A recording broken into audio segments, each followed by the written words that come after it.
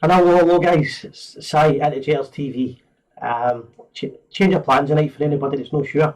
My good pal Sandra's not here tonight, she's been snowed in. The weather's terrible here in Glasgow now, so we've had to have a wee show change. But we're going to cancel it, but I've got a few guests lined up, and Sandra's going to do some admin for us. So, first of all, I wouldn't want to miss you, Sandra, so don't think I've forgotten about you. First thing I want to ask you today, guys, if you can like and share the page, to get as many people to watch as possible. Hi, John. I've not forgot about you, Sandra. So, you're here in spirit. So, how you doing, Sandra? See if I can get this right. How you doing, pal? I need you to like and share the page and let me know with the thumbs up everything's alright, because I'm doing the techie side myself as well. I'm getting the rest done for admins, different parts of the city. But it's a one-man show, so if I'm talking a lot of shite, I can swear now because Sandra can't give me the red card. If you think I'm talking a lot of nonsense, you can let me know as well, guys. But no, just let me know that. Just let me know how it's going. Then we've got loads and loads to talk about. We're going to talk about the Hamilton game at the weekend there, where we lost a goal in the last minute. But we're still heading towards 55, which is a big one. We were all a wee bit emotional after the game. I think I was doing main rant as it was, but so we'll have a wee chat about that later on. We've also got an interview with Rangers legend, and I say legend, I mean legend on the park and a legend off the park, the one and only Derek Parlane. And we're going to get Sammy King on later on to discuss his famous charity hit, the Penny Arcade. And my big pal Gorgeous Gary's going to phone me for the East End to have a wee chat about up and coming games in the past few weeks. So guys, before I start, loads and loads to comment about. Remember, it's a one-man show, so there'll be a few balls ups. Donna Robertson, Neil Reid for Toronto. Donna's here. I've got a Peaceful Warrior again. How you doing, mate? Sean James, John Kiernan, my pal. Hi from Barnes and Loyal and Sheffield District as a Sports Club. That's Donald Wright. Good evening all from James Peebles. First time I've intro video of Sandra. Looking good from Quadrophenia. That's Billy Ingles. Stuart Hutchinson. We've got WATP 1690. 55's coming home. Shared, thanks. Gordon Watson, even though he's sharing the group as well. Thanks, pal. Billy Ingles. This is hard on our thoughts, Sandra. We need to come back and do this for us next time. Mine's are going to be up and down there. My hand out of remember that film, the Young Frankenstein, him with the big eyes. But there's loads and loads of people. Roddy Lumsden, Tony Hillhouse, Derek Phillips. We've got people from Pennycook, Cats for California, Toronto. Guys, keep it going. Margaret Swan, how you doing, Margaret? It's Margaret, I believe, from Greenock, an orange sister. How you doing? Guys, just let us know where you're from. You can hear us all right, so you can listen to me rambling away. Before I go any further, I'll let you hear last week, or we let you hear last week, the fabulous Jodie Pollock singing a few Rangers tunes. Well, she gave us a few more to put in the night, and I'll just quickly let you hear about entertainment. Here we go. Let me know how you think here. And remember to keep sharing the channel. This is We Love You Rangers.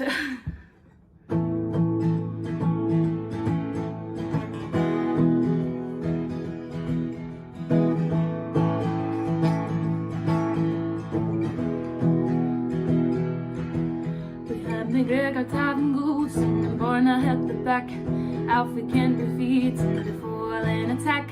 Davis, Jack and Mara, Arthur Hatchie came alive. With Helen did and Ballaghan, they won his 55. We love you, Rangers. We do. We love you, Rangers. We do. We love you, Rangers. We do. Oh, Rangers, we love you.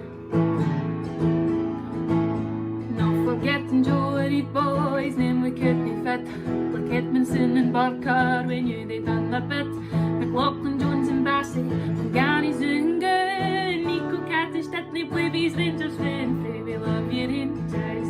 We do. We love you, Rangers. We do. We love you, Rangers. We do. Oh, Rangers, we love you. Gerard came to high bronze along with Gary Mack. They were set the challenge to bring the title back. The day that he arrived here, he ended on let's go. And now it's there for all to see, the league flags coming home. We love you, Rangers. We do. We love you, Rangers. We do. We love you,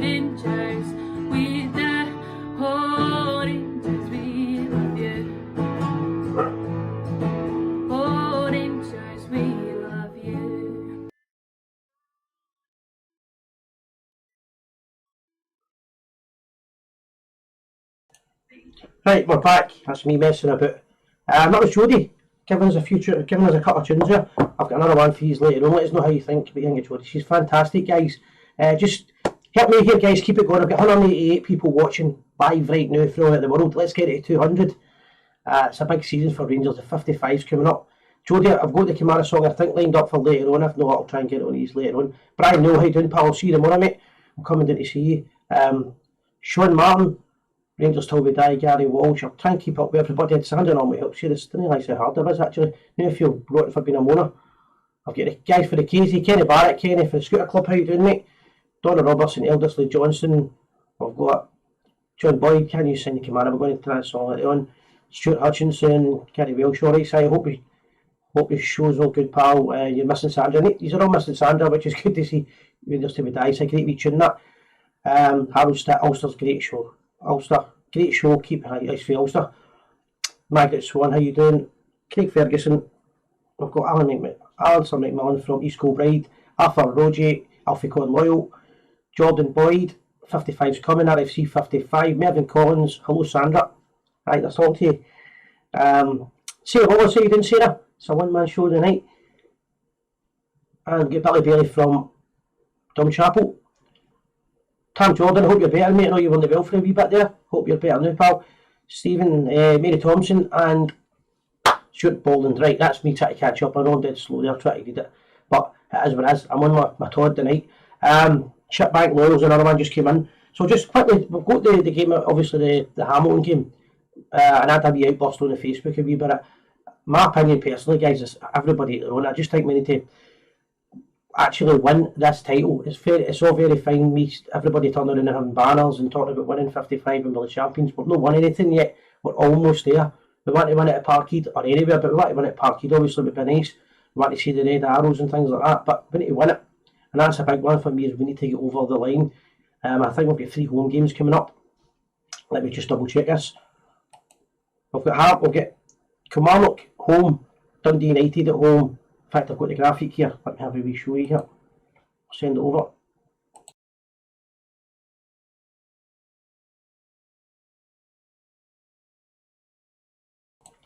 And that's me back, right? So we've got Kilmarnock at home, Dundee United at home, Livingston away, St Mirren at home, and then Celtic away.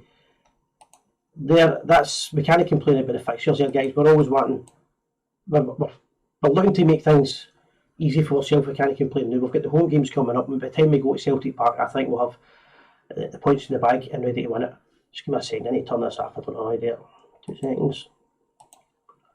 So David tells me my mate David does the technical stuff. He always says to me not to mess about with stuff when I'm on my Todd. And don't try any technical ideas and all that. But the Sandra one worked, so fair play to that, and I've got a couple of videos work. So we're getting there, guys, so just bear with me and we'll have a laugh and a joke. I'm going to have a wee phone call interview in a minute with Derek Parlane, the Rangers legend.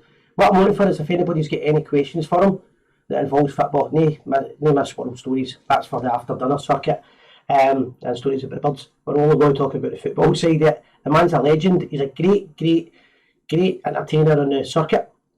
And if you want to ask Derek Parlane a question, if I can get the question in time, I'll certainly ask you it, guys. I'll just quickly run through it. Feed again. David Marr, how you doing? Lynn Maley, all good for the Gorbals. Lisa Bainham, great Lisa, how you? Gary Hume, we're going to be. How sad that was another topic I was going to talk about. Big Gary's going to talk about it with us later on. The Chris Boyd one, he's been banned from doing Celtic games. But that really just tells you that they're hurting big time, that for the first time in 10 years, that the Rangers are back to full strength. And the more stronger we get, the more points we get, we're seeing these things. We're seeing ridiculous refereeing decisions are going against us on panels that don't exist. One minute it's a compliance officer, the next minute it's a committee. Boyd was right when he said, who is a committee? Why is it changing? Why is it changing to nameless people, and why is it changing in Celtic's favour at all times? When are the club going to go set of balls and fight it? Because what do we need to have? No strikers left available for selection before we finally fight back. That's the way it's looking. I've got Ian Henry as well there and Jordan Boyd. Right, guys, so I'm going to quickly put a couple of goals on for the legend as Derek Parlane, and then I'm going to give him a wee quick call. I'm multitasking here, guys, so bear with me if anything goes slow.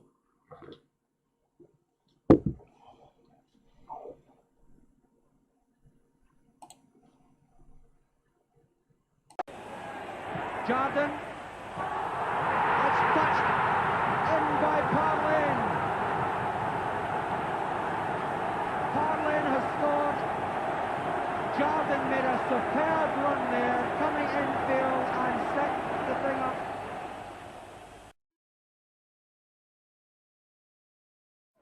Greg, good ball. Keane in good position. Out in front to Henderson. Dummy to Parlane. Oh, what a move, what a move. What a chance. Henderson. Parlane has scored. It's 4-1, 3 minutes to play. What a beautiful move. Parlane. Oh, what a move. Starting way at the back. John Gers, a lovely ball forward to McKean. McKean, a long, beautiful run. So Roman, dummy. 3 minutes to play. All the way down. Turned it across. Henderson. What a beautiful move. And he started way at the back. John Gregg, a lovely ball forward to McKean. So that's me back. Derek Parlane is about to phone in. I'm just waiting on a call, and we're going to be chatting about his career and his opinion on Ibrox current affairs. Here's the man here himself. Give me a sec. Let me know if you can hear the call. All right, guys. Hello, Derek. Hello, is that you, Simon? That's myself. Derek, before we go any further, you're live on the Gers TV, pal. Okay, cool. Good evening, everybody. Just in case we see it, we shouldn't. All right.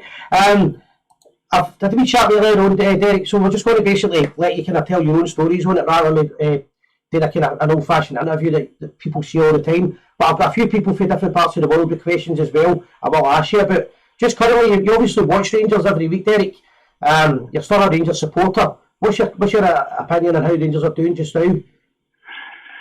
Well, it's magnificent, isn't it? We're all loving it. You know, this season we all realised how important it was to not let Celtic get to 10 in a row. It was absolutely crucial that we didn't let that happen, and I'm certain the manager and the staff were all and the players were all well briefed on that one. So, but you know, we've been fantastic. To have gone to this stage in the season and not to have lost a game.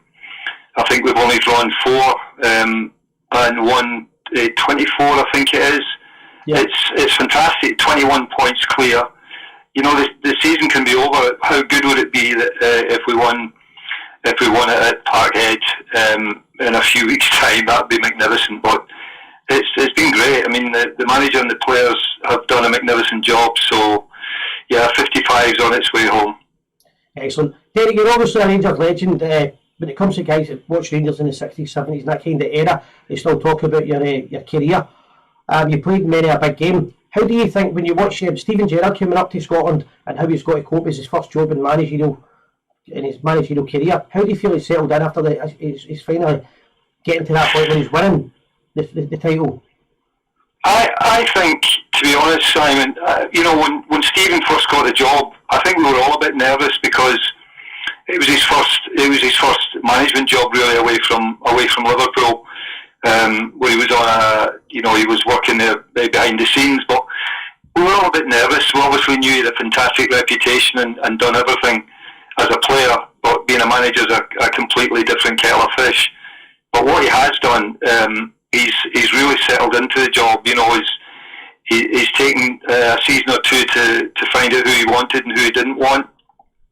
And the big difference this season, and I think the sign of a good manager and management staff, is the squad that he's built. You know, we've never had that before. For the last few seasons, we've not had the options to play different players, and he's got that now right across the field. He's got it in goals. He's got it at the back. He's got it in midfield in abundance, and he's certainly got it now up front. We relied all the time on Morelos to score the goals, but now we've got somebody like Ruth and that to come in and Aiton to come in and score goals for us. So we're in a much better position now if we have any injuries or he wants to rest players, and I think that's the big difference. So in answer to your question, Simon, I think he's done a magnificent job. Just I want to ask you a quick one. I never mentioned this earlier on, but I know you're based down south now. In England and most of the major leagues, they've got VAR. There's been a lot of incidents recently in Scottish football. We don't have it. Do you think it's something that we should be bringing in, or what's your thoughts on it? You old school? Simon, can you say that again, because the lines you're very faint. Can you maybe speak a bit nearer to the phone or something? Sorry, mate. No problem, Derek. I'm asking you about VAR. VAR. We don't have it in Scottish football, obviously, just now, but you've got it down south. And Yeah. I know you're based down south. What's your feelings on it? A lot of people are 50-50. Do you think it would be better for the game up here? You know, I'm the jury's out. The jury's out on VAR for me as well. Even down here, when you see some of the decisions that are given, I don't know. I think we run the risk of spoiling the game. You know, if we allow technology to take over. I always thought VAR would have been right for anything in the goal mouth, for penalties, and for whether the ball was over the line or not. But everything else it's now ridiculous. You know, players are falling down in the box. Yeah, I agree. For any, you know, it never happened in my day, but for any touch or anything, and even players now hitting the ball off other players' arms and things like that, and then VAR's giving penalties. So I don't know. We've just got to be careful we don't spoil the game as we know it. Yeah. We really do. I'm not a big lover of it. In answer to your question, I'm really not. I think that something that's unique about football, not so much unique, but it's something that makes football so special, is the aftermatch when you've got a discussion, was it not? Whereas with VAR, they're going back and just making that decision for you. So I kind of agree with you, I'm old school with that. I've done an interview recently with your big pal Derek Johnson, big DJ, and we had a wee chat about Rangers in Europe this season, Derek, and how far Derek Johnson, DJ, reckoned that we could go a lot further with the squad that we've got. What's your own opinion on it? I think so too. I mean, again, similar to the league, you know, we've not lost a game, I don't think, in the Europa League, and we've beaten some great teams. You know, Benfica, when we first saw these teams getting drawn out of the hat with the Rangers, Benfica, Standard Liège, we thought, bloody hell, this is going to be difficult. But you know, we've not lost a game in the Europa League, and we're now into the last 32. And you know, I'll be honest with you, with all due respect to Royal Antwerp, when I saw their name coming out of the hat, I was celebrating, because I thought, you know, we've got a chance now of beating these, and it's a knockout stage and moving on. So I think, you know, Stephen sets the teams up well away from home, and to play against the likes of these teams that I've just named, Benfica and Standard Liège in particular, and not to lose away from home, fantastic. You know, we've done great, and I'm the same as DJ, my big mate, by the way, big DJ. So I'm the same as him. I think we can go not only into the last 16, but I think we can go further. And I think a lot of other teams will be frightened to be drawn against the Rangers that we were playing right now. Yeah, and there's also, when I look at some of the teams in it, there's a few teams, if you get the right draw, you could go to 2 and 3 rounds further, for sure. There's a couple of teams, a couple of English teams are still in it as well, but I think I agree with you there that right now, who wants to play Rangers, because we're the team that's undefeated in it from the start. Absolutely. Yeah. So I've got a couple of questions, and then we're just going to maybe talk about your career. Brian was just asking me, obviously football's changed the traditions and the culture of life, but the night before an Old Firm game, the build up to it through the week, and the day in the tunnel just before you actually go to the park, what was that like in the days? Oh, I loved it. I loved everything about it. You know, I was fortunate to score a lot of goals against Celtic, and that shows you how much I loved it. I couldn't wait. The atmosphere, you know, you train and prepare for a game against Celtic as you do any other game, but there was always, I always felt there was a different atmosphere around the club and in the dressing room with the boys, and you know, there was it just was different. You know, you were a bit more nervous. There was trepidation. You didn't want to let people down. You wanted to work hard. You didn't want to get injured, certainly during the week, in case, you know, at training, in case you got an injury, you know, you couldn't play, and it was different. But I loved it. I cherished it, you know, and I scored, I think, double digits against Celtic. So, you know, everyone asks, I'm asked often my favourite goals, and I say every goal I scored against Celtic was my favourite goal. So that's how much I enjoyed it. I mean, that was the first question I got sent to me, Stuart Hutchinson, what was your favourite all-time goal with Rangers? But you kind of answered that there. Well, I've got more. I mean, I'll talk about them in a minute, but I've got obviously goals against Celtic was special, and I think it kind of endears you to the Rangers fans who, throughout the 10 years I was at the club, were fantastic with me, you know. So I think you score a goal against Celtic and you're in their hearts forever. Yep. Obviously, big day. Tam Forsyth passed away last year. A great friend of yours as well. Someone's asking, Billy Ingles asking me, the header in the cup final when you hit the post, and Big George puts the ball in the net against Celtic. Your memories of that? You mean the Scottish Cup final? Scottish Cup final, sorry, yeah.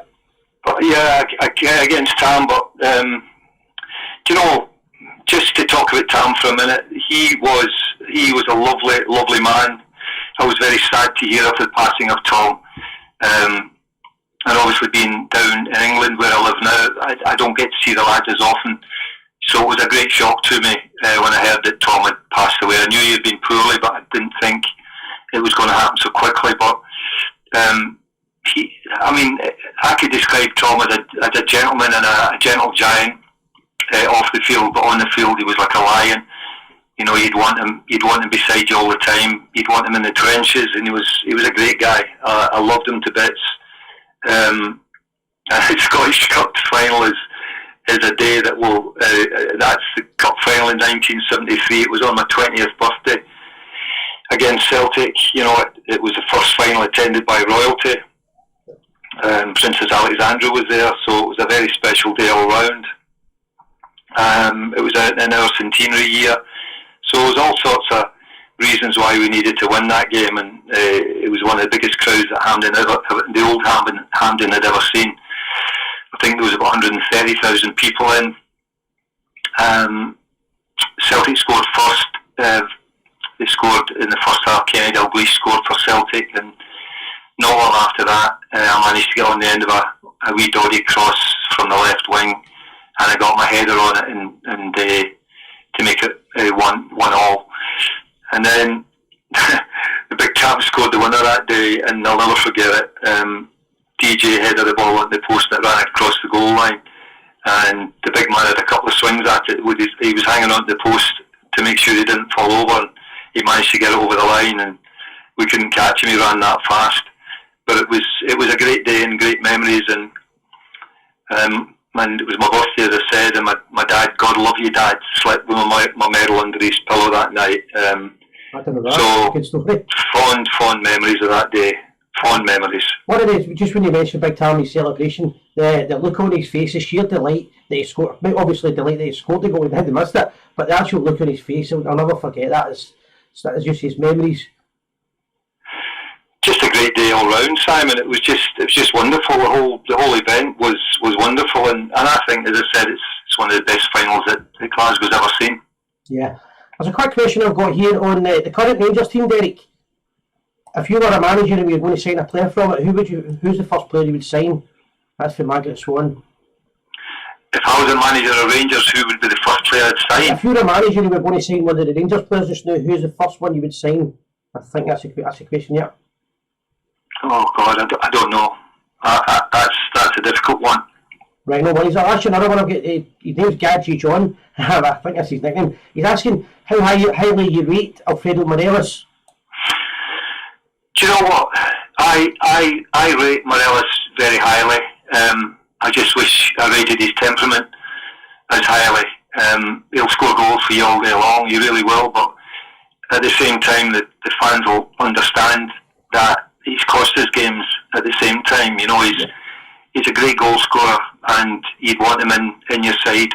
You know, all the time you'd want Morelos using his body and rolling players in the 18-yard box and getting shots in. I mean, that's the great side of him, and he does score great goals for us.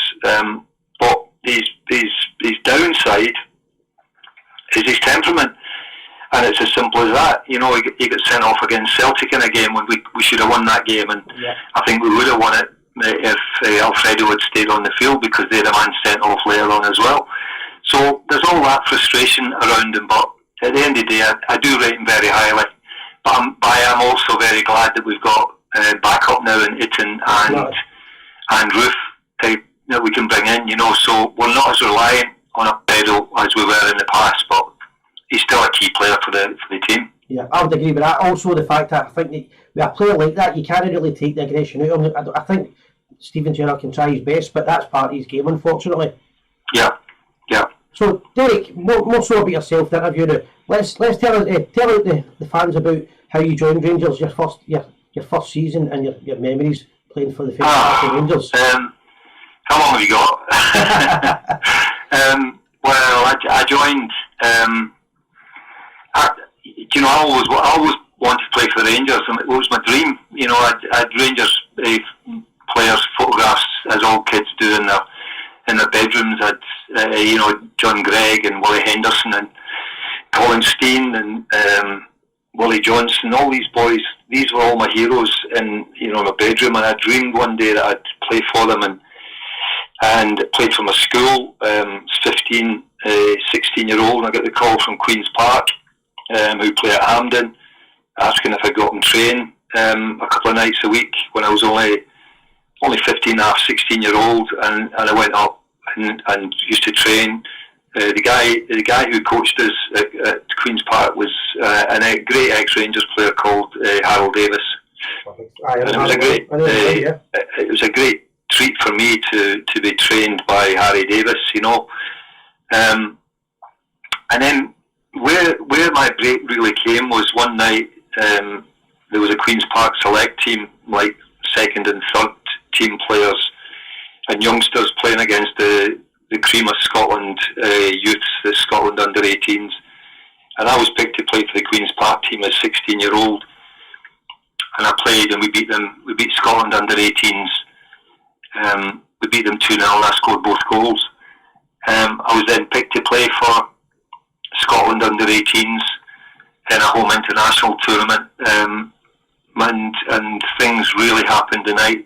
I played at Kilbowie Park. Remember the old Clyde Bank Stadium, Simon, called Kilbowie, and we drew against Northern Ireland youths under-18s. We drew 3-3, and I scored all 3 Scotland goals. So within a matter of days, Wally Wardle and Wally Thornton, the manager and assistant manager at Rangers, were down. I can never forget the two of them coming into my living room. My dad sat on my couch beside me, and these two great ex-Rangers and players and manager and assistant manager signing me, and I signed for the Rangers that day. And I've got a fond memory of packing my bag on the Monday. This was on a Friday, I signed, and on the Monday morning I get the bus from the wee village that I stayed in, wee village in the west coast called Rue, and get the bus into Helensburgh. I get the train from Helensburgh up to Glasgow, get the subway out from Glasgow Queen Street out to Copeland Road, and walked round the corner. And my dad had helped me pack my bag. I didn't know you were giving kit to train, and I took my own with me. And I remember going down into the home team's dressing room and seeing all these legends that I'd only seen on posters on my bedroom wall. John Gregg, and seeing Billy Marston and Dave Smith, and meet them. My God, I couldn't believe it. These boys were all in the same dressing room as me, and I was a Rangers player. So that's how it all started. But my break came when I played a couple of games in the first team as a midfield player. I joined as a midfield player. I wasn't a striker when I joined. I was a midfield player, and I can remember playing a couple of games, not doing particularly well in the first team. Didn't win either of the games. One against Falkirk, and I think one was against Dundee. I didn't think I'd done very well, but anyway, we were drawn in Europe, and the Rangers went on a great run in the European Cup, Winners' Cup, and got through to the semi-final, and were drawn against Bayern Munich, the team that was everybody's favourites to win the Cup Winners' Cup that year. And I was pulled into the squad for the first leg, which I was delighted about, but really shocked. So I travelled to Munich for the first leg. I didn't expect to play, but I wasn't playing. I wasn't on the bench, but I sat in the stand and watched Rangers that night get absolutely battered. But we came away with a 1-1 draw. So it was just a great experience to travel with these guys and to see what it was all about, and it was just brilliant. So 2 weeks later, I was called into the squad against Bayern Munich in the second leg in the semi-final of the European Cup Winners' Cup. And my dad said, I'll never forget, my dad said, do you think you've got a wee chance of playing, of getting on the bench maybe, son, tonight? Because John Gregg was injured, and I automatically thought Alfie Conn would get the job, Simon. Yeah. Wearing the number 4 shirt. So I said, Dad, it'd be beyond my wildest dreams if I get anywhere near the bench. When there was 80,000 people. I remember when Jock Wallace called us into the dressing room an hour and a half before the game. He said, "Sit down, lads. Here's tonight's team." And I'll always remember the noise of everybody around outside the dressing room, the fans, the noise from the stadium, and he said, "Here's tonight's team. Sit down, lads. Number 1, Peter McCloy. Number 2, Sandy Jardine. Number 3, Billy Masson. Number 4, Derek Parlane. Number 5, number 6." I did not hear the rest of the team. I could have picked me off the floor and nearly fell off the bench. I said, "Number 4." And he called me into the boot room and he said, "Derek, come on. We've watched you in training lately. You've got a specific job to do tonight. You're marking a guy in the middle of the field for them." A guy called Franz Roth.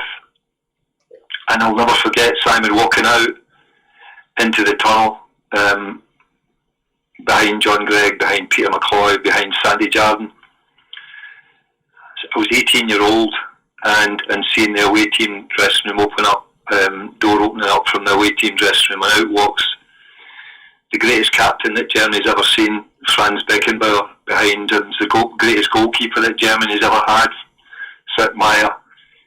And behind him's the greatest goal scorer that Germany's ever had, Gerd Müller. So you'd nothing to fear? Sorry? You'd nothing to fear? Nothing to fear.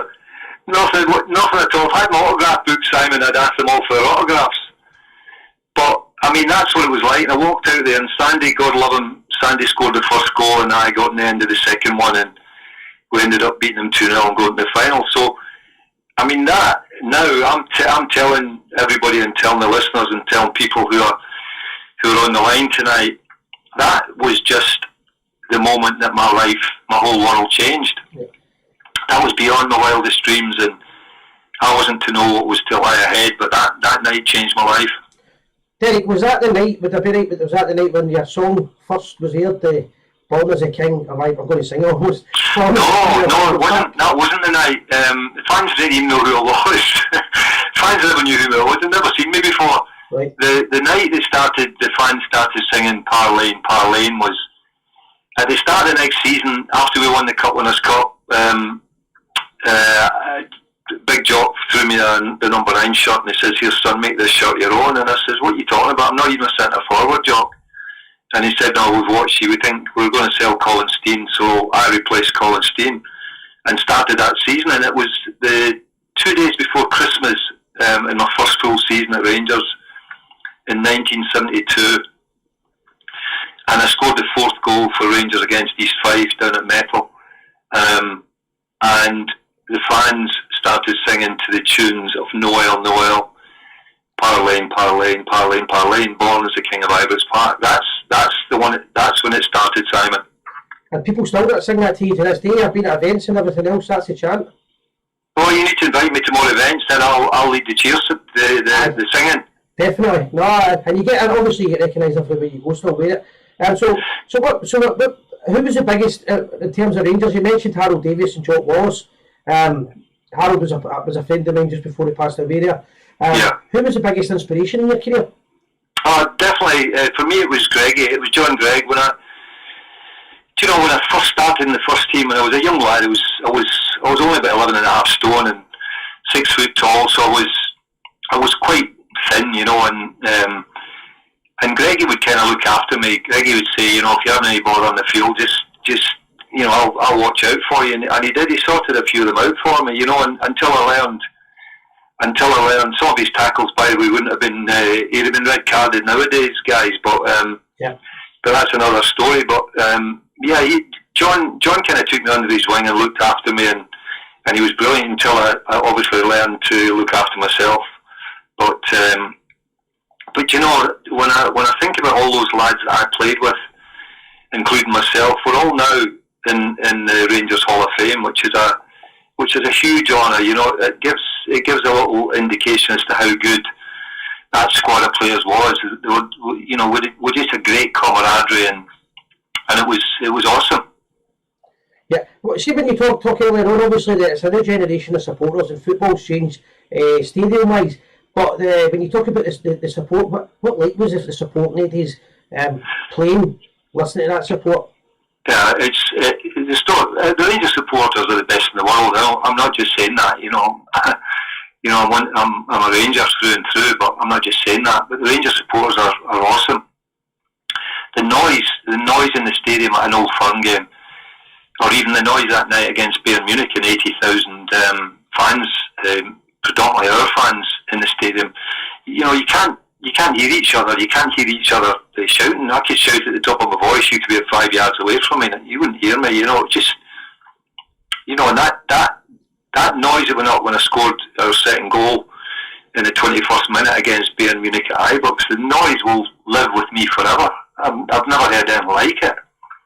Unbelievable. The fans are great. And John Gregg famously said, "Don't be a stranger, be a Ranger, be a Glasgow Ranger." Rangers players to this day, the legends wherever they're in the world, they still keep close with the club. I've just noticed on the feed that Ted McMinn was watching. I think he's still watching as well. What players are you currently still friends with from the area? Well, as I say, Simon, living down south now, well, especially now when there's no fans in the stadium. You know, I used to come up maybe 4 or 5 times a season and watch games or do a little bit of hospitality at Ibrox, but now it's difficult. But whenever I was going up, it was DJ. I would see DJ quite a lot. I'd see Steenie, and I'd see wee Bud round the ground. I'd see players like that, you know, and it's great because you just give each other the same stick. You call each other the same silly names. It's, you know, we're all a lot older, but we're all kids at heart, you know, and we're all Rangers. We're all true Rangers. You know, once a Ranger, always a Ranger. You know, and that is a fact. That's you know, this season's phenomenal. We can't. The only pity about it this season is that, you know, we'd want to celebrate Glasgow will be blue, will be red, white and blue, that's for sure, but with this virus, it's just I'm sure it's going to hinder some stuff. Not at all, but it'll just take the edge off it a little bit, but 55's on its way anyway, don't worry about that. Yeah. Derek, a wee question, right? I don't know, I love my football trivia, and I might be wrong with this, but it's a question that's been sent in from Frank O'Keefe. You see, they met you when you played for Man City. I'll just read the question. I met him at Man City. His son used to have a hairdresser's there. Derek and his dad are the only father and son to score against Celtic for the Gers. That's true. Is that from Frank? Aye, Frank O'Keefe. Aye, Frank. That's true. I mean, that's a good one. My dad was an ex-Rangers player, you know, and he was my inspiration. You know, dads always are your inspiration, and I wanted to make my dad proud, and I wanted to try and emulate what my dad did. But yeah, my dad played for Rangers. Me and my dad were one of, I think, 3 or 4 Rangers fathers and sons that played for the Glasgow Rangers. But we are the only father and son who scored goals. That's a great accolade. It is. My dad scored one. He scored in his debut against Celtic. Yeah. So my dad only scored 1 goal, and I was going to say another word, but I'll just say a shed load. I scored a shed load against them, you know. Excellent. I won't keep you too long, Derek. I've just got a couple more I want to ask you. I've got a caller, one of the viewers from Australia in Melbourne at 7 o'clock in the morning there. Just now, he's listening live. His name's Frank Barrett. He's just basically letting you know he's watching from Melbourne, Australia. Who is it, Frank? Frank Barrett. Okay. Yeah, I've got a question here, just take him in now. Jack Cleland's asking me, just to mention Bobby McKean to you. Your thoughts on Bobby? I was very sad. I mean, Bobby, the whole episode was tragic. You know, I remember I was still living at home with my mum and dad, and my mum came in to my bedroom that morning and said there's been some dreadful news that Bobby McKean's been found dead in his car. You know, I don't necessarily know the circumstances of it all, but I think it was a tragic accident. Great player. But wee Bobby was a great wee guy and a smashing footballer, but very, very sad. The whole episode, very sad. Derek, Toby Morey, my big friend, Big Boffy, Colin Morrison, they run an annual event every year. Obviously, the COVID restrictions applying now, but they're asking if they can maybe get you over to Toby Morey Mill for when it opens up again. They'd love to have you as a speaker So I'd love to come over to Tobermory, and that'd be a pleasure. Yeah, I can do that, Simon. You've got I'll take my your details, and we'd love to meet all the guys, and then we can tell some good stories. Some of the stories we can't tell on here. I do a compare for it every year, so I'll get it organised for you, Derek. All right, Simon. Just to thank you personally. I've been to a few events with you. You're one of the best speakers on the circuit. You're always available, and it'd be just to thank you on behalf of everybody that's watching the show tonight. Derek, thanks a lot, mate. Okay, listen, guys, and all you Rangers fans, it's been a pleasure. It was a pleasure to play for the Glasgow Rangers. It's a pleasure to watch them this year, and it's going to be fantastic when we bring the 55 home. So stay safe, everyone. It's a difficult time, but everyone stay safe and look after yourselves. And it's been great doing this. I've really enjoyed it. Right, thank you very much, Derek. We are the people. Cheers. Cheers, we are the people. Cheers, Simon. Okay, bye. Bye. There you go, Derek Parlane. Doesn't get any better than that, does it? A wee bit nervous there, doing it myself, trying to chat with him. Great interview, great interaction, guys. If you keep liking and sharing so we can get as many numbers up as possible. Buffy, I'll sort that out for the Q&A. Derek does the Q&As over Britain, so if anybody's interested, let me know and I'll get them organised for you. He was good enough to come on tonight. I haven't spoken to him for a wee while, and I just sent him a wee text and get a chat with him there. I'm sure if I speak to anybody for the 60s, 70s, that kind of era, the older boys will tell you how much Derek Parlane was loved by the Rangers support. So, good call there, guys. Next, what have we got next? Give me a wee second.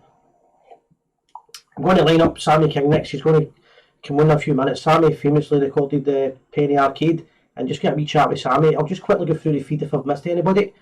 There's people calling him legend. People saying they didn't know that his dad had played for Rangers, but not just played for Rangers, but scored against Celtic. What a record. Right, there's a comment there about Bobby McKean. Obviously, a lot of love for Bobby, passed away here. I think it was in the 70s or the early 80s. Thanks for the mention, but Frank Barrett, no problem. Jack Cleland, thanks Derek for the amazing. I was listening. I think everybody enjoyed that, guys. I've don't miss. It's just all comments just saying enjoyed the interview there. I'll just keep it going. I'm just going to pass you on to another video I've got with Jodie, just so I can sort the interview with my next interview. That's with Sammy King, guys. Sorry, I'm multitasking here. It's no same. Sandra, you need to come back and help us. Thanks. I'm just going to quickly play this, and then what we'll do is we'll get the Sammy King on, and then Big Gary. This next song's actually wrote by myself. Being a female Rangers fan, or well, female football fan in any sense, it's kind of like, do you only support it because your boyfriend does or what? But I was brought up with Rangers and I wouldn't have it any other way, so this is my own song called I'll Follow Rangers.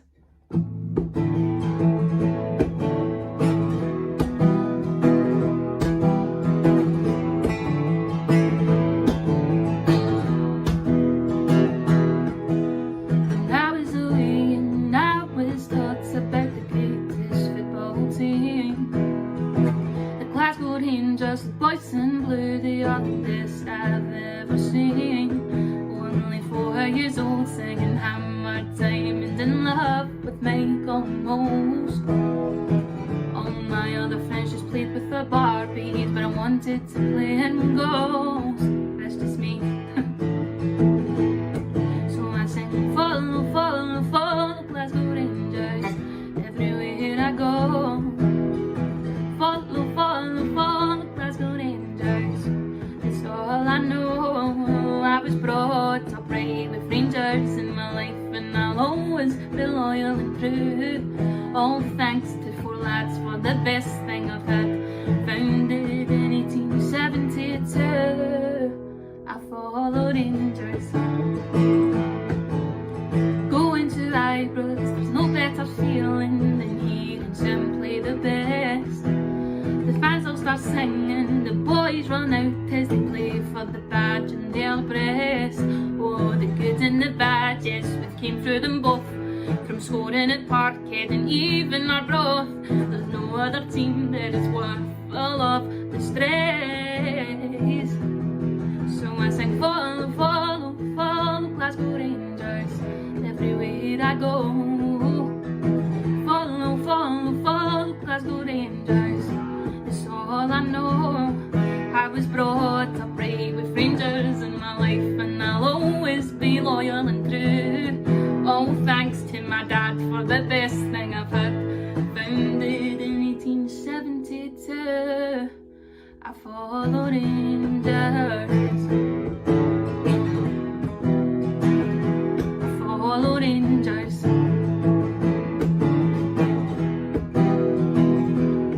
I was brought up right with Rangers in my life, and I'll always be loyal and true. All thanks to four lads for the best thing I've had. Founded in 1872, I followed in Gers. So that's me back, guys. That was Jodie just singing again, chatting away. Thanks a lot for that. I'm just waiting, and Sammy King's going to phone in a wee minute. I just need to make sure and get him. If anybody's phoning, guys, I've got somebody phoning in and I don't have the last 3 digits. I can't take calls unless I have the last 3 digits. So if you let me know the last 3 digits, I can take the call. Obviously, I'm not wanting to create on wash phoning in. Sammy's going to phone any second. It might be him phoning. I just don't want to take a chance on it. So as soon as he phones in, I'll take it. I'll get that sorted for these. Just to be reminded that our sponsors tonight, again, it's Pie Sports. And Pie Sports basically deliver the pies that you get at the match, McGee's pies and things like that. The pies that you get at the match, they deliver them to you, to your house before any live game or any big weekend, and you can eat the pies, bovril, all the different flavours.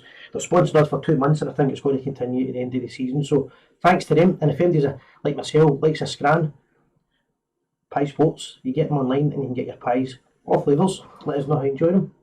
You might be saying, I'm just waiting to see if I can get hold of Sammy. He's the old school, he doesn't know how to work the phone in the thing at the same time. I'm going to get Gary to phone first.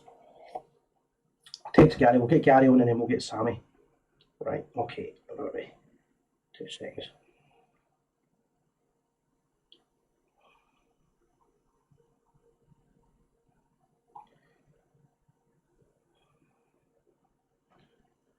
Just to find this out. Alright, so I've got a number coming in, guys. I don't know who's phoning because I don't know the last 3 digits. I don't recognise them, so I can't take it. Loads of people tell me they're delighted with the interview with Derek Parlane. If anybody's interested in getting him along to your supporters club, he travels up and down the country to do these events when we're allowed back out again. That picture of Sandra keeps freaking me out. I keep printing it here. If available, if he's available, certainly come along to one of your events, and that would be great to get along. I think it's a big Gary here. Hello. How are you doing, Si? Alright, Gary, how's things, mate? I'm not bad. Brilliant show, mate. That interview with Derek Parlane there was different class. Excellent. Listen to him. Brilliant. Gary, give me 2 seconds. I need to multitask. Sammy King's phoning me at the same time in the right number. Right, give me 2 seconds. This is so professional. Sammy. Call me back. I'll call back. Aye, okay. Sammy, can you phone that number I've got you on? Aye, Sammy. Aye. Alright, I know, I didn't know that was you phoning. Phone the name, I thought it was somebody else phoning. If you want to ring now, I'll know it's you.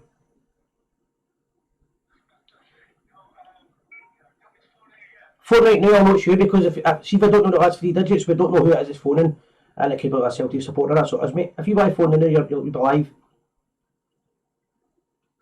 Alright, pal. Just phone it now, that's you, I've got you now, mate. I know it's your number.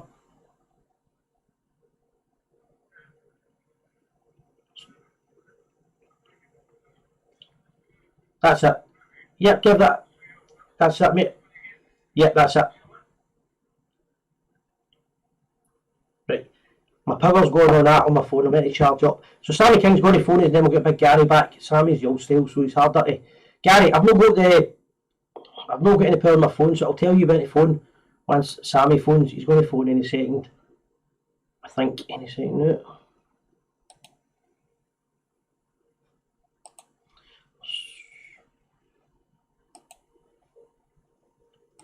Just give me a second, guys. I know it's a bit boring when I'm not talking, but I'm just trying to do the 2 jobs at once. It's harder than I thought, to be honest. So I'm just waiting for Sammy phone. There he is there, right. Sammy. Right, why is it not coming up? Where's the briar? Oh, hold on a minute. It's no one to come up.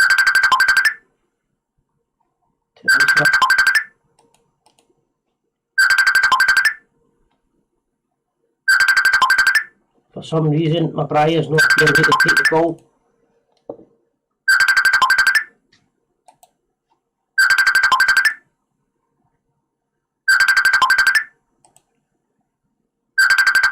It's no coming up to answer it. I don't know why he's doing that.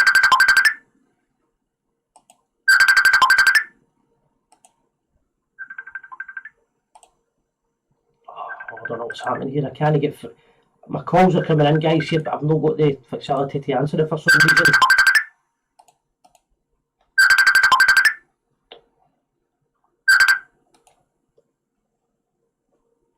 Something's happening with my system here, guys. I can't find the thingy button.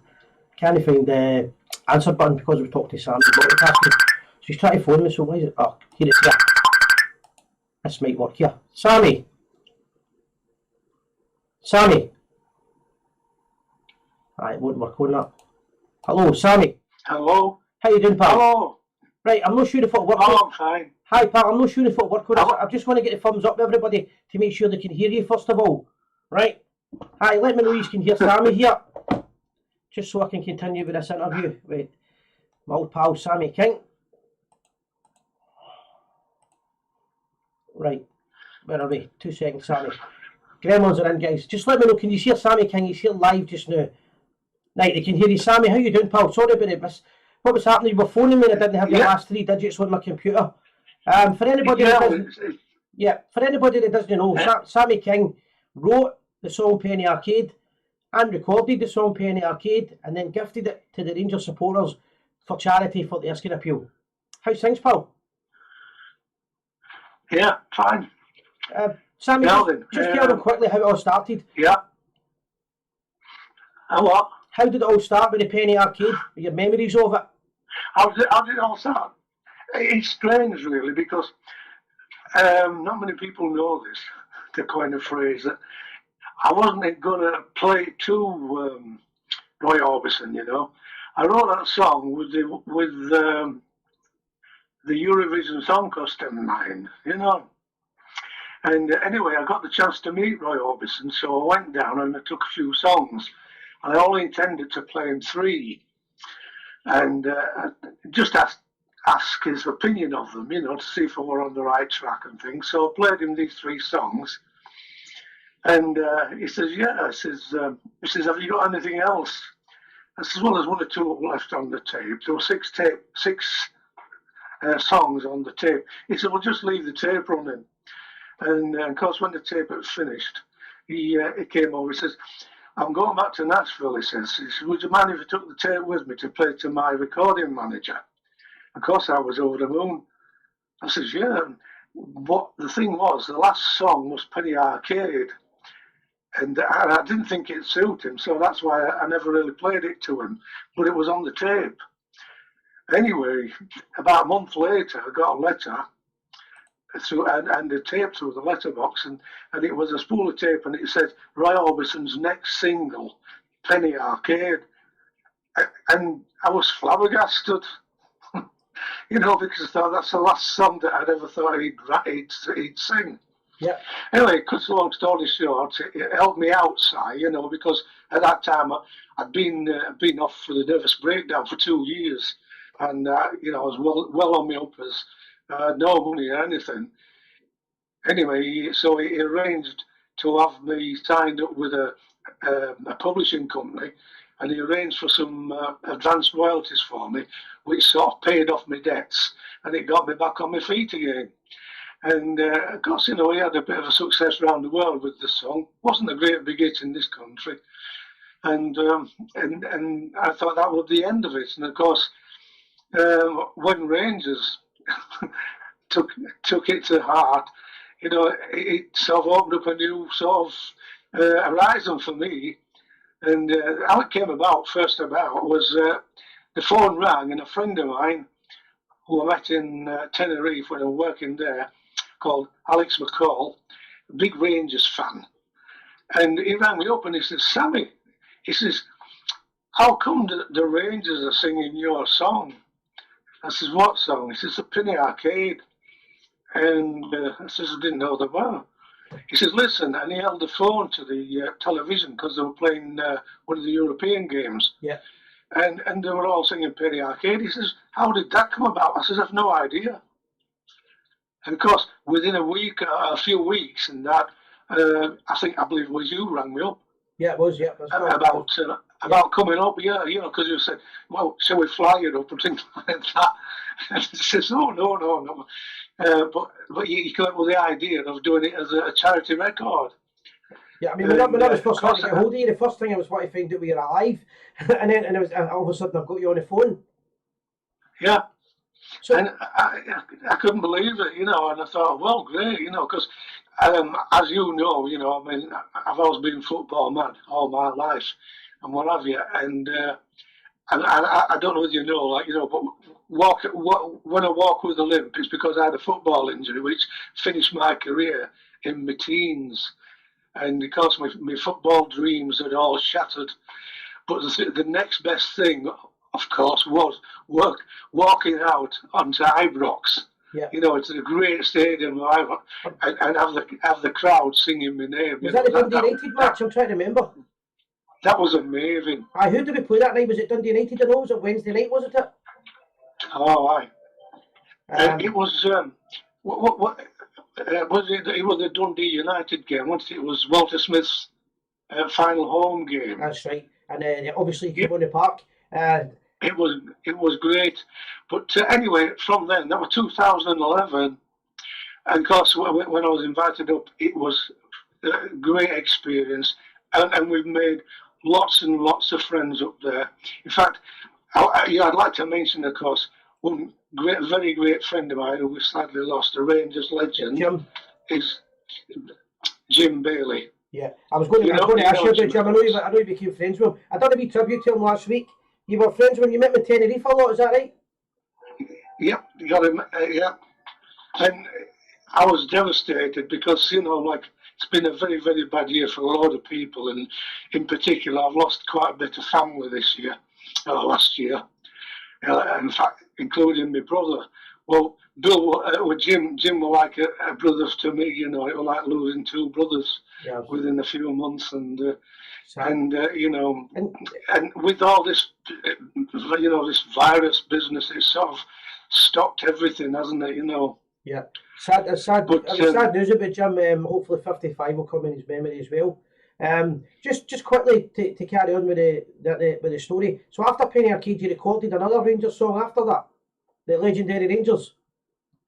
The Rangers, Legendary Rangers, yes. Well, as you know, the first year, 2011, of course, they won the championship. The Premier. The Premier Division, and it was a great celebration. And then, of course, came the big bad administration business, and I got quite a few emails and things on Facebook from fans, Rangers fans, saying, "Sammy, can you write us a song, to sort of sing, so we can get back up there, stuff it to them again." And I've never written a song to order, Si. The songs I've written have just sort of come to me, and I've worked on them, and that's it. But Linda, she'll tell you, I lay awake in bed trying to write a song for the Rangers. I got a bit of information, about, the legends and everybody and that, and what it meant. And I came up with the Legendary Rangers, and it proved to be quite popular. And your friend that was on the backing track, on the backing vocals, I believe, passed away just after it. Yep. And and so here we are. We're back up where we belong. Aye. And of course, the Rangers took me to as one as a family, which were great. It was brilliant. And Sammy, I miss my little worries up there. I miss my trips up, to the. That's what I was going to mention. You've been up quite a lot since then, obviously, and you're going to different events. Right up to Aberdeen. You're doing events over when people invite you. One of the things I was going to mention there was you obviously came on as a second caller. The first caller was actually Derek Parlane. I believe he's done a few duets with you in the past. Derek Parlane. Sorry, I missed all that. It's not a right good line. It's because you called me on Facebook. Aye, Sammy, I'm saying it. Well, I was speaking to Derek Parlane earlier on the show. It was what? Derek Parlane. It's not a good line. It's because I've got you on the face. It's breaking up a bit, you know. Yeah, I was asking you. I had Derek Parlane. You know Derek Parlane that played for Rangers. Yeah. Yeah, he was on the show earlier on. You've sang a few tunes with him as well, but at the events. It was what? Sorry. You've met him a few times. I got the. We are the people. No, I tell you. I tell you. The problem is, Si, is you know, with rock and roll and what have you now, I have to wear hearing aids now. Ah, right. Too much partying. And you know, I can't always catch what you're saying. No problem. Well, Sammy, I was just asking you about some of the players you'd met in the past since coming up to the Rangers functions. Yeah, well, I was due to come up. I do 2 every year, you know, usually the Glasgow and the Aberdeen one, as you say, and that, you know, but we haven't been able to. But I really do look forward to those, you know, because, well, as you know, there's been a lot of money raised for Erskine. Yeah. And I don't know whether I've ever told you that, but you know, my family, you know, very, very close to the armed services. You know, we were a naval family. You know, my uncle served abroad the Ark Royal and the Hood, right, and yeah. the Prince of Wales and that, and you know, and on my mother's side, we had Tank Regiment, the Remy, and Royal Artillery. You know, we're all sort of, and of course we're royalists, staunch royalists. So Rangers were the right club. You know, yeah.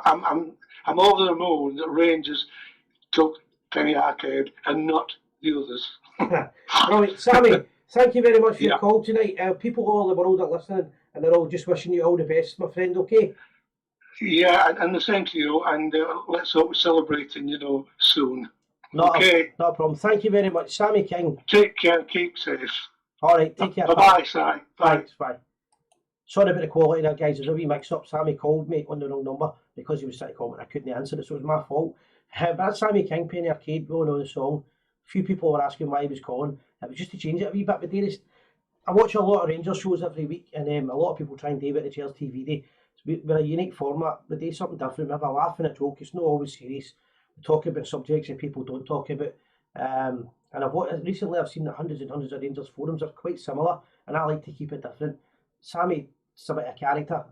He's an old man that basically, I phoned him up and he was saying to me that I stayed in audition at the time. I phoned him up in the middle of the summer when he went to number 2 in the charts, and I remember he said to me, he said, 3 months ago I was an old F and the C, almost to mention the words, and he said that all of a sudden I'm looking at the charts and Beyonce, and he named all these singers, Beyonce and everything else is all behind me in the charts. Old Sammy King's got I'll not say it up, and put a bit of light back into him, and he's put that passion he had from it and meeting the Rangers support to the armed forces and helping Erskine a great cause. So Sammy King, good interview there. I think it was hard to get through him, but it's good to get it.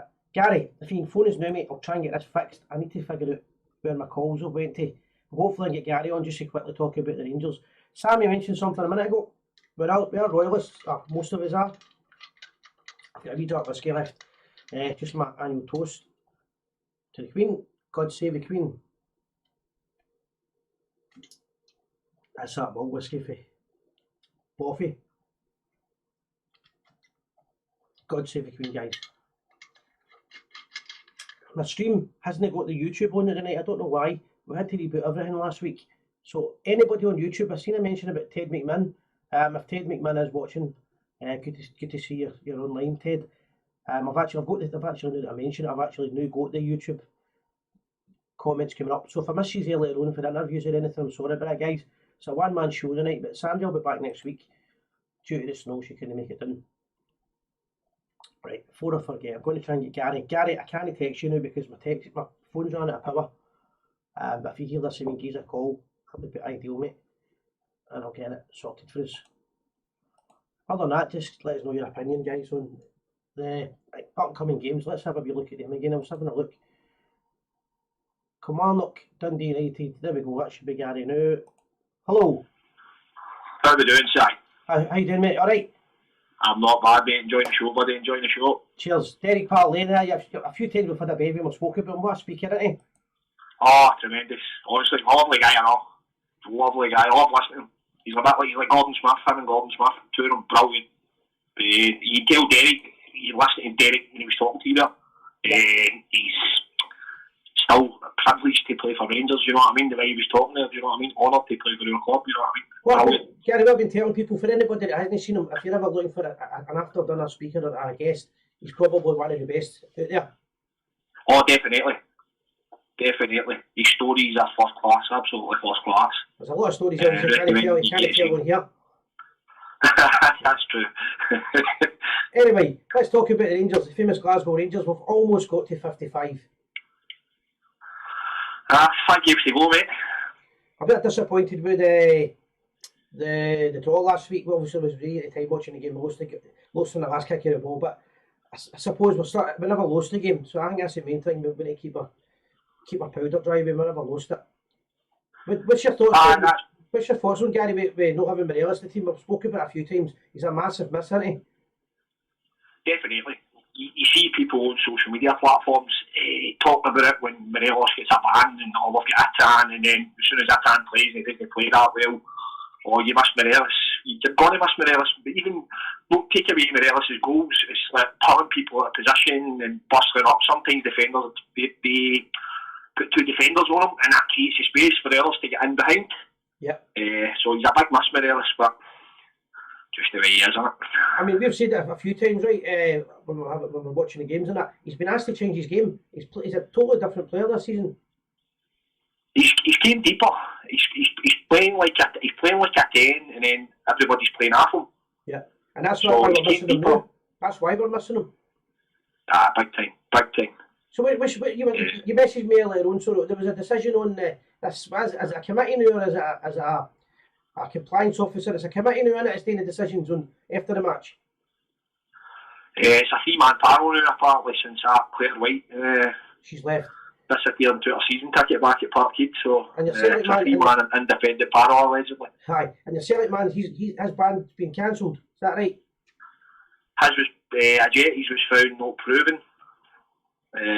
Like I told you it would. Yep. Kemar Roos is tomorrow. Rangers has to get a job 24 hours, so Kemar Roos is even tomorrow. So you know what's coming there, did you? Aye, I mean, Chris Boyd made a joke about it last 2 weeks ago, right? But I think he was right. It's when these panels want to turn up and it seems to be a one-sided. It's like I can't get a court when it comes to Rangers. Well, big time. I don't like mentioning the name, but they're the boy they bought off Everton, the fullbacks, Stamps and the Murrow players. Not too dissimilar to Kemar Roos. Nothing said about it. Yeah. Morelos, he's Edwards against the Dundee United player and all. Stamps the boy, whether it's intentional and all, that's up to interpretation of it. Nothing said about it, and Kemar Roos gets a booking for it, the rest get clear view of it, and then he's still cited. I mean, we're going to end up with any strikers. That's the way it's going. It doesn't seem fair to me. I'm looking at it sometimes, and I must say, Radio Snide, and they're telling us now that even if the referee says he's seen a decision, then it doesn't matter because he didn't actually see the decision that took place. So they can then basically fine you again or ban you again. It doesn't. I just think it's because it's a bit of laughing stock. Well, it used to be the rule if they booked you, then the refs dealt with it. That was the rule for long enough, and then obviously they've changed it. Well, both Rangers players were booked for it and then were cited. Yeah. So it's a strange one. Crazy. Anyway, but the full be back for Saturday and the phone nothing. You know what I mean? That'll be hard. We didn't get a new manager, and you always get a bounce. Everybody gets a new manager and they get a bounce back. You know what I mean? But overall, are you quite happy with the way Rangers are playing? I think you. No, well, I thought Sunday we let ourselves down. I thought we were flat. I thought we played like a team that had already thought they'd won the league. Yeah. We can't be like that. You know, as I said to you at the time, complacency is going to be our biggest enemy. Same as last year. Yeah. All the punters we're all the same. We're all the same. I'm no different. You know what I mean? You think you won the league, get the flares, we get the smoke bombs, we get the flags and the hats, and all that ready. And you're just hoping that the team only think like that. I hope they're not. You know what I mean? But they were really, really poor on Sunday. So they let ourselves down. Aye, no, I agree with that. But 5 games to win it, is it 6 games to win it? So what's left now? Listen, you bite the horn off, and if I told you that at the start of the season, you can win the league in the next 5 games, you would bet the hand off them, wouldn't you? Aye. One of the things I was going to talk to you about, Gary, was see when they brought McGregor back, Big Shagger, a lot of Rangers supporters were saying they wouldn't forgive him and all that a couple of years ago, whatever else. He's been an inspiration this season. I think in the weekend, when the fans were angry at losing the goal in the last minute, McGregor's performance and passion shows why we brought him back. He was unbelievable, and especially on Sunday, but he's top goalie, top goalie to us. I mean, these saves on Sunday were brilliant. That was one of the best moves Gerrard made, I think, man. If not, probably his best signing was bringing Alan McGregor back. The amount of points the guy saves you, maybe he won't pull in one save off at a time, but there's Sunday there and he pulls off, it was like 5 or 6. So he's definitely. I think he's been an inspiration for us. So what's your thoughts with the European then? I know you're saying to me at one game at a time and that, and I've said to you, I reckon we can get right to the semi-finals. I keep having this debate with you. I like to win the league. Europe's a bonus. You know what I mean? I know you think we can go far and get a run. I want the league. I want the league tied up. That's all I'm interested in. I've had this debate with you. Don't get us wrong. I want Rangers to win every game, but the league title is going to be the priority. Get that wrapped up. Anything else is a bonus. Do you know what I mean? I don't think they're going to get the Scottish Cup the way it's looking to do with the government coming out today saying the leagues are still suspended. I think there's a fair chance the Scottish Cup might get scrapped. Is that so, I didn't hear that today. I've not heard that. That was the thing for the government. They're still suspended. They told the SFA they can't put the leagues back on, but so I don't think the Scottish Cup's going to get played. Well, the main thing is we played the 75% of the fixtures in the league, so they can't take it off us now. Nah, I don't think they will. I think the league will be fine. I don't think that can come into play. But I think it's obviously with the Scottish Cup with the lower leagues, all the lower levels are obviously still havers of them in it. So I'd imagine they'll need to scrap it. I suppose if there's not that one got last season, you know what I mean? Kicked on to this year. I don't think they can do that now. So just one more thing, Gary, and then I'll let you go because it's getting late. Just obviously there are different opinions on Rangers players. We always know that every year Rangers supporters have always got you're dead low, I can't hear you, mate. You know every year Rangers have got a kind of scapegoat when it comes to somebody gets the blame of things. Aye, obviously Big Zungu's getting a bit of a hard time online now. What's your thoughts on him? I think you kind of rate him, don't you? Listen, your supporters are famous for it. Many young, I keep saying to you, many young up-and-coming Scottish Rangers supporting players have been around. Yeah. You can take your pick, you back through the 90s and we've done it, and there's always a victim. Whether it was Neil Murray, and it was Bob Malcolm, and it was Maurice Ross, we've always had them, then it was Andy Halliday, and you know what I mean, we've always had it. This year it's Zungu, and the guy came to South Africa. I know he was playing in France, but he's came in a different league, different style of football, probably a lot quicker tempo to what he's used to. So it's going to take, I keep saying to you, he's going to take time to adapt. I mean, the other Livingston game we drew nothing each at the start of the season, and Ruth and Atan were Dutch, and you're watching it on social media. You need to give people a chance, do you know what I mean? Yeah, definitely. And give the guy time to settle in, whether he gets that. Obviously, we're about to go in for Bournemouth, so I don't know if that's a sign, but whether he's going to get the time, but you know, he needs a run of games. You need to get guys a run of games along. I mean, he's playing 60 minutes and then he's out of the team for 6 or 7 games, and then you're bringing him back in. That's true. I don't like criticising Rangers players, do you know what I mean? But I definitely think you need to give the guy time to settle in, and especially your culture and stuff like that. Probably the same with Pagetic. I think he's coming in rarely. He's getting a game in this. I can't hear you say you're dead low. Oh, sorry, the big boy Itik. Sitting in. He's another one. He's another lot of progress, that big boy and all. Yeah. He's another one. He's only a young boy as well. He's one of these again, they're settling into Scotland, and the league's, for as much as people knock your league's quick and it's physical. It's high tempo. Many you seen when Joey Bartle came up here. Yeah. Couldn't deal with the tempo, the speed of the Scottish game. So it's adapting, but you need to give players time. Gary, just to finish up, I've always got my wee rant about people that call the East End of Glasgow. I think it's green and white. When the title was, the 55's coming back in a couple of weeks. There's going to be parties over here, the East End anyway, yeah? Oh, 100%. 100%. Aye, of course it will. Aye, so the march to George Square happens, isn't it? So, unofficial march. Unofficial, obviously, of course. Off the record. Well, Gary, I'll catch you later on, mate. I'll send you a wee text later on. No problem, that message for you. Cheers, thanks a lot, bye-bye. people. Cheers. So there you go, guys. That was Big Gary. big gorgeous Gary, my big mate. Just give his opinions on the football. We go to the games together and all that. Guys, that's all I've got for the show that I can remember. I'm just going to quickly check your feedback on this. A few people asking for Sandra. She'll be back next week. It's just the snow she couldn't get done. If anybody's seen the video which went viral, you're known the Arctic, you're in Duke Street. There's people skiing in Duke Street today, so she couldn't make it done, but she's here in Hart online doing the admin for us. Just a few people saying about the, let me see, the best players Morelos side. I'm just agreeing with the comments on it. There's nothing I've missed here. It's hard work, this I'll tell you. It's a two-man job. A few people agreeing with Zungu. Frank Barrett, quick one. If only the CSC at the SPFL had decided to overrule referees' decisions and change yellow cards to retrospective red cards against Rangers early in the season, they might have given the team the support a better chance of getting another league title. That corrupt law need removed. Well said. Well said. Change of culture. People have no idea. Fast football's been. So if you guys are agreeing with Big Gary, it's all about opinions. That's what I like to do. I like to try and get different people on. If you watch the show, anybody who watches any man in the world, you've got opinions, you want to view it, let us know. What can I do? I'm going to try and have the calls arranged for you. Me and Sandra were talking about this, rather than random people phoning in, half mangled, somebody singing all that stuff. I want to control the call. So if you let us know by a text message or whatever, we'll get you on the show for a chat about the famous Glasgow Rangers. Just other than that, guys, just want to thank everybody for watching, for bearing with us tonight. Sandra's going to be back next week. We'll have new guests on next week. And just a wee reminder, guys, we are the people. We had McGregor, Tab and Goldson and Borna at the back. Alfie, Kent, feet in the fall and attack. Davis, Jack and Mara, Arfield, Hadji came alive. With Helen, Dead and Balogun, they won us 55. We love you Rangers, we do. We love you Rangers, we do. We love you Rangers, we do. Oh Rangers, we love you. Not forgetting Joey Boy's name we couldn't fit. Like Edmondson and Barker, we knew they'd done their bit.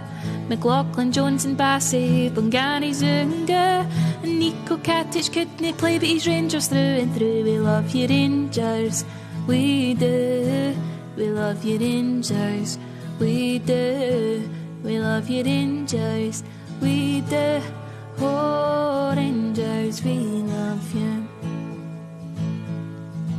So Stephen Gerrard came to Ibrox along with Gary Mack, and they were set the challenge to bring the title back.